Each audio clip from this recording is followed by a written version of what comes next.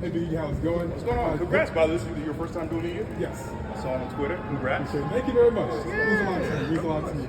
So this is the anniversary week of Ron Simmons becoming the first ever recognized African American WCW champion. What does it mean to you to also be a former Black WWE champion? Oh, it's huge. For one, I just grew up as a Ron Simmons fan, especially like I watched more WCW than I did WWE. For one, I was a huge Florida State fan too. In fact, this man is a legend at Florida State.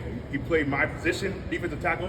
And every time I've met Ron, he's just been so lovely and wonderful too. Especially, when we were doing our stuff like circa 2016, it was real goofy, and I saw him backstage. I thought he'd hate us. I was kind of like worried to have a conversation with him, but no, he was so cool and understanding. So it means a lot. You obviously you always pay respect to the pioneers and people who came before you, because if there's no Ron Simmons breaking that barrier, then you might not see the opportunities that Kofi got, that I got, all those opportunities. So it's incredible. So shout out to Ron Simmons for just being a great dude, for being an OG. Can't say enough great things about Ron. Eve, how you doing? My name is Deshaun Whipple.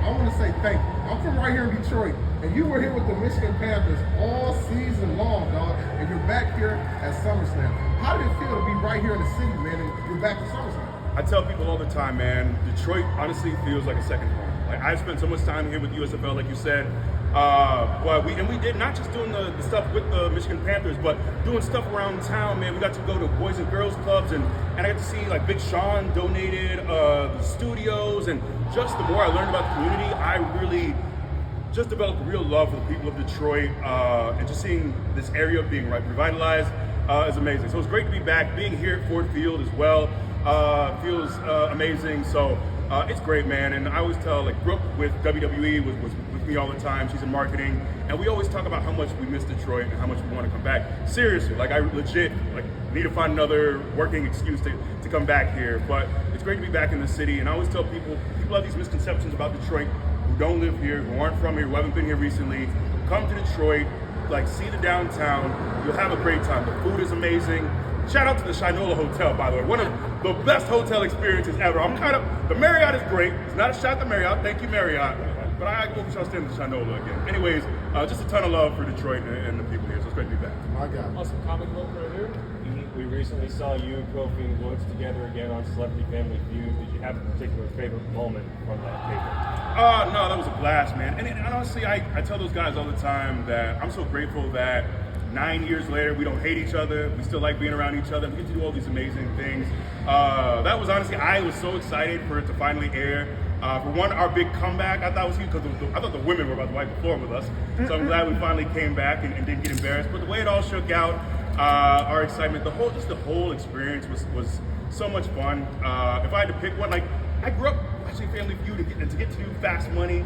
And not do too shabby, and I'll put over 120 points on the board, just saying, not too shabby. But nah, man, that's, for me, getting to do, my life now feels very full circle in so many ways, getting to do things that I enjoyed as a kid, or being involved in things I never would have fathomed. I never would have guessed I get an opportunity to be on Family Feud. So just the entire experience from start to finish, and I'm getting to play with my friends. The entire men's team, the women's team, these are people that I've traveled the world with for years and years, and it's honestly a very tight-knit group, so it's just an amazing experience overall. We go right here. Right there, yep.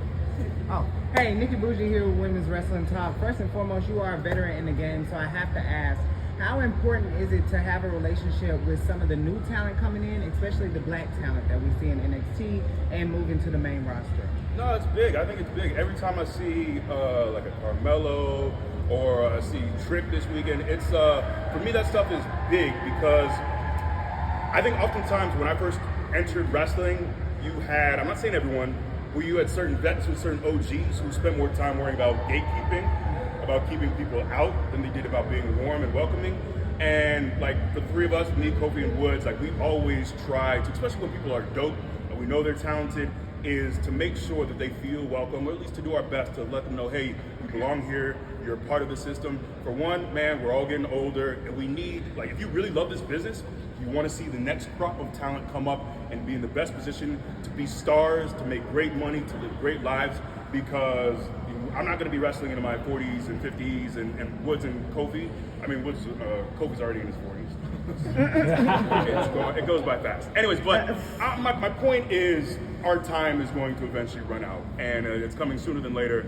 And it's important for us to support that next generation and to know that people that look like us can succeed in this business and can do well in this business. So that's a really cool thing for me, is to be able to look out and see just a real sea of dope black talent, men and women, who are doing incredible things in our company and outside of our company as well. So, we made a lot of progress when it comes to black talent in wrestling.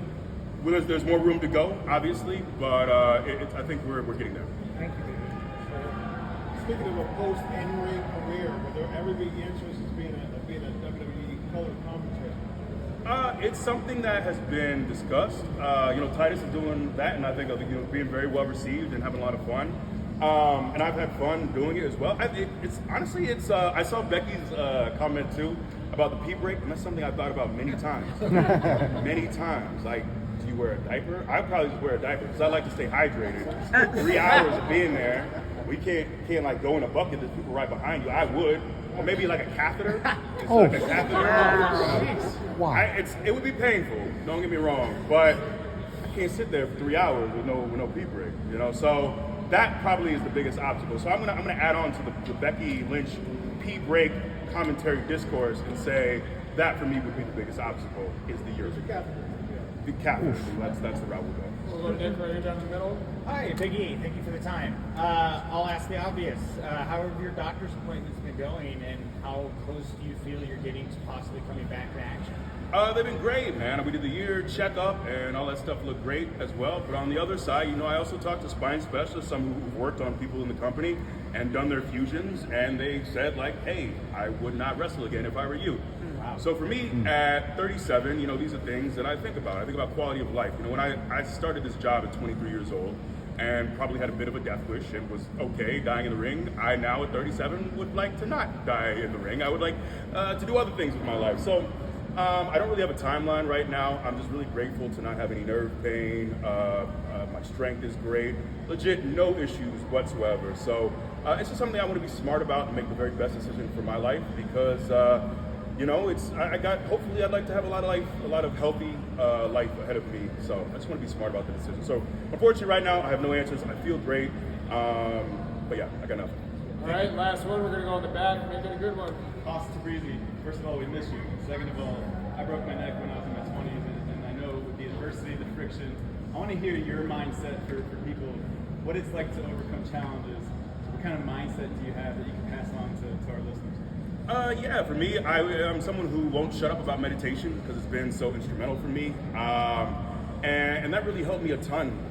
When I was in the hospital and in a neck brace for 3 months, and at one point, like we were talking about maybe being in a halo and having screws drilled into my head for a few months and dealing with all those things.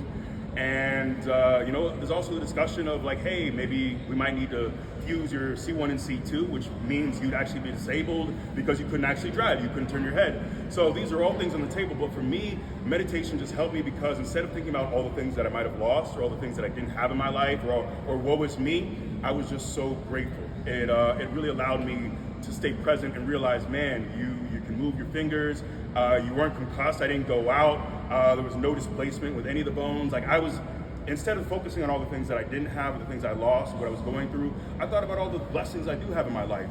And I'm just so blessed too because I also had an amazing support system. I had so many people who reached out to me via text, on DMs, people who called me. For weeks and weeks, people were sending me, Ali sent me this badass Lego Seinfeld set that I put together. It was a lot of fun, I love Seinfeld. I got a bunch of books on meditation, so that was what I focused on, is I have this amazing support system. I have a company who is not brown-nosing, but the company honestly has been amazing with me the entire time. I've had no out-of-pocket expenses, any of those things. So I just spent time realizing all the blessings I do have in life, all the incredible things I do have in my life. To be able to do this job for the last 14 years, I get to put on a singlet and mess around with my friends.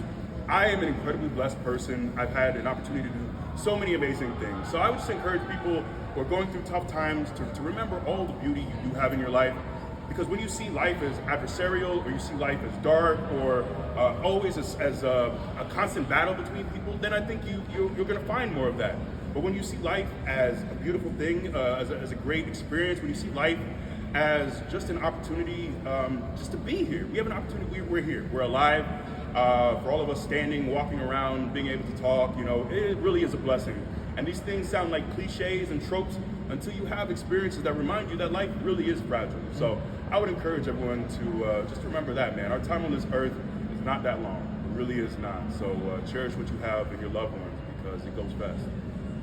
I mean, that's the best note to end on. Thank you guys. Thank you, guys. Thank you.